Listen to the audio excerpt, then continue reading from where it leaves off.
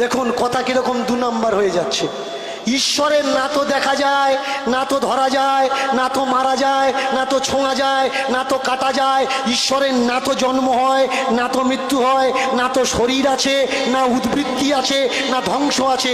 কিন্তু কৃষ্ণের তো শরীর আছে, কৃষ্ণের তো জন্ম হয়েছে, কৃষ্ণের তো মৃত্যু হয়েছে। তাহলে কৃষ্ণের যদি শরীর থাকে, বডি থাকে, জন্ম থাকে, মৃত্যু থাকে, তাহলে কৃষ্ণ ঈশ্বর কি করে হয়? কিছু কিছু বই, কিছু কিছু মানে ৩৫০০-এর উপরে গাঁজাখোরেরা লিখেছে এই সব বইগুলো, আর এইগুলোই তো সনাতন ধর্মকে নষ্ট করছে। আমি বলছি ঝাঁটিয়ে পরিষ্কার করুন। সনাতন ধর্মের একটা গ্রন্থ, সেটা হচ্ছে বেদ, বেদকে মান্যতা দিন। আর এই বৈদিক সনাতন সংস্কৃতির ছত্রছায়ায় আসুন। সনাতন ধর্মের ভগবান কপিলের বেদান্ত দর্শন, বেদান্ত দর্শন, সেই বেদান্ত দর্শনের ছত্রছায়ায় আসুন, তবে আপনি মানুষ হবেন। না হলে এদের মতো মতবাদে ভেসে চলে যাবেন, আর ওই মনে মনে চিন্তা করা লাগবে যে মরার পরে স্বর্গে যাব, মরার পরে স্বর্গে যাব। আপনি যেই মরে যাবেন, কুমাদামি কাঠের উপরে তুলে দেবে আপনার ছেলে, দিয়ে সাইকেলের টায়ার, লরির টায়ার রেডি করে দেবে, আপনার ধোঁয়া দিয়ে পিচ যেরকম গলায় ওরকম গলিয়ে দেবে। আর বামনেরা আপনার বাড়ি এসে সর্বপ্রথম আপনার ফ্যামিলিকে নেড়া করবে, নেড়া করে তারপরে আপনার মতো আপনাকে খেতে দেবে কোথায়? পুকুর পাড়ে কুকুরের মতো মাটিতে দিয়ে বলবে তোমার বাবাকে এই জায়গায় দাও, সেখান থেকে গিলবে। এটা একটা বড় চিটিংবাজি। আমরা কোথায় আছি ভাই? কোন জায়গায় পড়ে আছি? ৩০০০ বছরেরও বেশি আমাদের ধরে ধরে নেড়া করা হচ্ছে, আমরা কেউ ঠিক পাচ্ছি। আপনার বাবা মারা গেছে, কেউ বলছে মুখে আগুন দে, কেউ বলছে পেছনে দে, কেউ বললে পায়ের দিকে দে। লজ্জা করে না আপনাদের? যে বাবা আপনাকে জন্ম দিল, সেই বাবা মারা গেছে, আপনি আগুনটা নিয়ে মুখে গুজে দিচ্ছেন কেন? চিতার নিচে দিলে জ্বলবে না? আপনি টায়ার জ্বালিয়ে দিয়ে চলে আসছেন কেন ভাই? আমি তো দেখেছি অনেকে চিতা জ্বালিয়ে দিয়ে বাড়ি চলে আসে।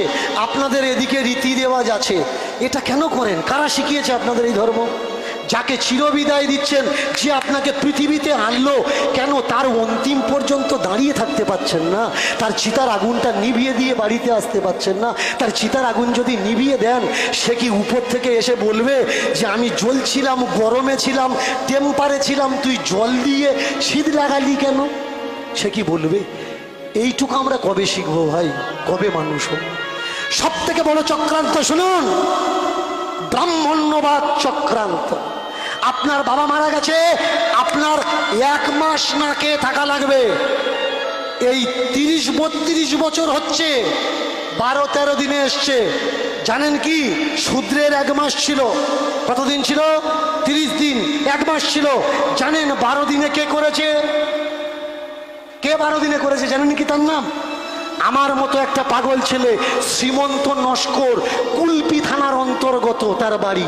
তিনি এই নিয়মটা লড়াই করে চেঞ্জ করে দিয়েছেন যে ব্রাহ্মণরা 10 দিনে করবে, আমরা 12 দিনে কেন করব? আগে বলো শ্রাদ্ধ কেন করব? সমাজের মাথা যারা ছিল তারা বলল শ্রাদ্ধ চলুক, তোমরা 12 দিনে করো, আমরা 10 দিনে করি। আপনারা কিন্তু জানেন না যে এই নিয়মটা কে চেঞ্জ করেছে? কে? শ্রীমন্ত নস্কর, দক্ষিণ 24 পরগনার অন্তর্গত কুলপি থানার অন্তর্গত মানুষ। এবার মন দিয়ে শুনবেন। আপনার বাবা মারা গেল, আপনার গলায় কাছা তুলে দেওয়া হলো, আপনি চপ্পল পরতে পারবেন না। কেন পরতে পারবেন না?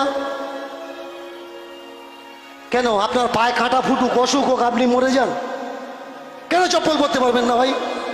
চপ্পল বলে অসুবিধা কোথায়? আপনি ভালো জায়গায় থাকতে পারবেন না, ভালো জায়গায় শুতে পারবেন না, ভালো জায়গায় বসতে পারবেন না। এটা কি? এটা হলো সন্ন্যাস। এই ত্রিদণ্ডী সন্ন্যাস কাকে বলে এরা জানে না। আমি যদি আবার কখনো এই হরিবাসরে আসি, next time is better time, আমি তখন এই ত্রিদণ্ডী সন্ন্যাস, কেন যে না খেয়ে থাকতে হয়, কেন মালসার ভোগ খেতে হয়, এসবগুলো তুলে ধরবো। তবু যেতে যেতে যেসব কথাগুলো বলছি শুনুন। আপনি 1 মাস বা 10 দিন না খেয়ে কাটালেন, এইবার আপনি ঘাটে থেকে চান করতে পারবেন না। কেন? ঘাটে থেকে চান করলে আপনার বাবা নরকে যাবে, আর কুঘাট থেকে চান করলে আপনার বাবা স্বর্গে চলে যাবে। এইবার হলো কি, আপনার বাবা স্বর্গে যাবে, খোল পাতা হচ্ছে, খোলে কি দেওয়া হচ্ছে? কাঁচকলা। আপনার বাবা মরে গেছে, কলা কোথায় দেবে? আপনার বাবা মারা গেছে, এগুলো কোথায় লাগবে? এখানে ওই দাও, ওখানে ওই দাও। এবার শুনুন, যে মন্ত্র পড়বে, মন্ত্র কে পড়বে? বাড়ির যে বড় ছেলে। আর সবকটা তার পাকাটি দিয়ে ছুঁয়ে থাকবে। কেন? ওর বডিতে ইলেকট্রিক আছে, ইলেকট্রিক সাপ্লাই যাতায়াত করবে। সবকটা বললে অসুবিধে? এরা বলে মেয়েদের শ্রাদ্ধ করার অধিকার নেই। ভালো করে শুনবেন। এবার বলুন তো, মানুষ যখন মারা যায় প্রথম শ্রাদ্ধ কে করে? মেয়েরাই করে। তাহলে মেয়েরা যদি প্রথম শ্রাদ্ধ করে, যার শাশুড়ি মারা গেছে সে কেন করতে পারবে না? তার বর কেন মন্ত্র বলবে? সে কেন বলতে পারবে না? সে পাশে চুপচাপ কেন বসে থাকবে? এ প্রশ্নের উত্তর কে দেবে? বসো না ভাই আমার সামনে। যদি একটা গ্রন্থ ছাড়া কথা বলি, তারপরে আমায় বলো গায়ে জ্বালা লাগতে পারে। কার কার গায়ে জ্বালা লাগবে? যারা দেখছে দীনকৃষ্ণ ঠাকুর দোকানে ঝাঁপ ফেলে দিচ্ছে, এদের গায়ে তো জ্বালা হবে। যদি দোকানদারি করতে চাও, আমি বলবো আমার সামনে বসো, তুমি আর আমি দুজনে মিলে মিলে করব। তুমি হাফ খাবে, আমি হাফ খাবো। তুমি একটা খাবে আর আমি বসে বসে দেখবো? তা কখনো হয়? প্রেম সে বলো নিতাই গৌর হরি হরি। এইবার হলো কি, শ্রাদ্ধ আপনার বাড়িতে হবে না, গোয়াল ঘরে হবে। কেন? আপনি নিচু জাত। হবে কোথায়? পুকুর পাড়ে হবে। এই 5 মুষ্টির একটা বেদি, মাটির বেদি তৈরি করে। কি করে? তো এখানে আতপ চাল, চাটিম কলা, ঘি, মধু আর তিল চটকে, এইভাবে নয় কিন্তু এইভাবে বলতে হবে, বাবা পিণ্ড গ্রহণ করো। আমি বলবো আপনারা নালায়েক, আপনাদের মতন বেঈমান সন্তান যেন কোনো বাবা মা জন্ম না দেয়। আপনার বাবা মা যখন বেঁচে ছিল, তখন আপনার বাবা মাকে কি পুকুর পাড়ে খেতে দিয়েছিলেন? কোথায় খেতে দিয়েছিলেন? খাবার ঘরে, শোবার ঘরে, বসার ঘরে। আজকের আপনার বাড়ির বামনটা, আপনার বাবা মরে গেছে, পুকুর পাড়ে আপনার খেতে দিচ্ছে আপনার বাবাকে, আপনাকে দিয়ে। কই আপনি তো একবার বললেন না, ঠাকুর মশাই আমার বাবা তো বেঁচে থাকতে পুকুর পাড়ে খায়নি, আমি পুকুর পাড়ে কোনো কলা পাতা কিচ্ছু নয়, মাটিতে কেন খেতে দেব? জিজ্ঞাসা করেছেন? জিজ্ঞাসা করেন। এবার বলুন, আপনার বাবা যখন বেঁচে ছিল কাঁচা আতপ চাল খেত নাকি সিদ্ধ করা ভাত খেত? আপনার বাবা যখন বেঁচে ছিল কাঁচা তিল খেত নাকি তিল ভাজা খেত? আপনার বাবা যখন বেঁচে ছিল মাটিতে খেত না থালায় খেত? থালায় খেত। তাহলে গীতা যদি মানেন, গীতাতে লেখা আছে আত্মাকে খাওয়ানো যায় না। বেদ যদি মানেন, বেদে লেখা আছে আত্মাকে খাওয়ানো যায় না। আর যারা আপনার বাবার আত্মাকে খাওয়াচ্ছে 3000 বছরের বেশি ধরে, এরা কাকে খাওয়াচ্ছে ভাই? আত্মা তো খায় না। আর বডি ওটা তো পোড়ানো হয়ে গেছে, তাহলে এই চটকানো কলা এটাকে খাচ্ছে। আপনি যেগুলো জোগাড় করেছেন পাতায় করে নিয়ে পুকুর পাড়ের ধারে দিয়েছেন, যদি কোনো কুকুর এসে মুখ দেয়, যদি কোনো শুকুন পায়রা এসে মুখ দেয়, এরা কি বলে? রে ওই দেখ তোর বাবা কুকুর হয়ে এসে খাচ্ছে রে। তোমার বাবা 1 সেকেন্ডে কুকুর হয়ে গেল, আর 10 দিন উঠতে পারেনি, এত বড় ধেড়ে কুকুর হয়ে গেল। তোমার কাণ্ডজ্ঞান নেই, তুমি কি কুকুরকে বলছো বাবা কুকুর হয়ে এসেছে, তুমি খাও, বাবা খাও, তুমি খাও, তুমিও কুকুর আমিও কুকুর।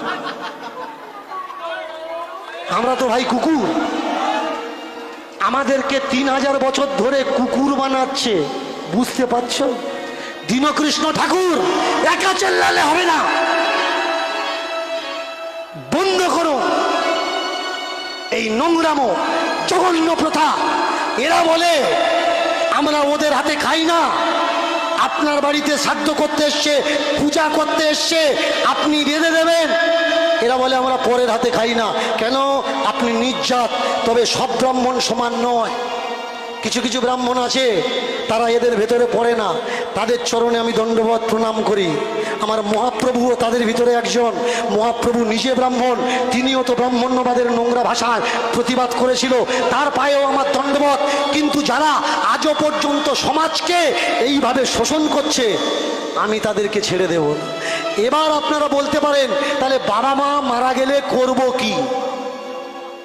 যে কদিন দুঃখ প্রকাশ করার করুন, শোক করার করুন।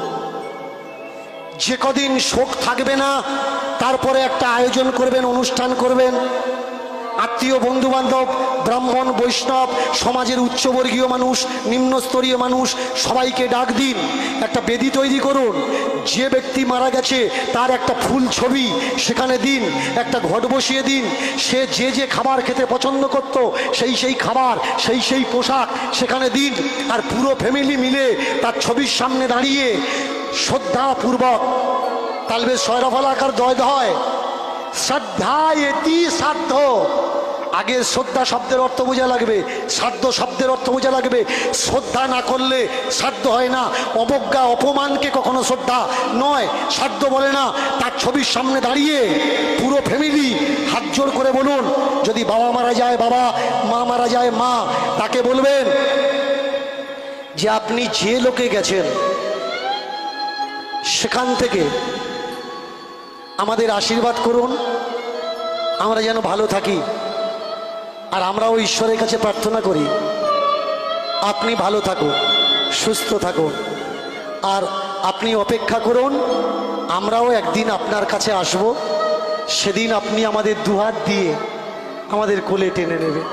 প্রেম সে বলো নিতাই গৌর হরি হরি।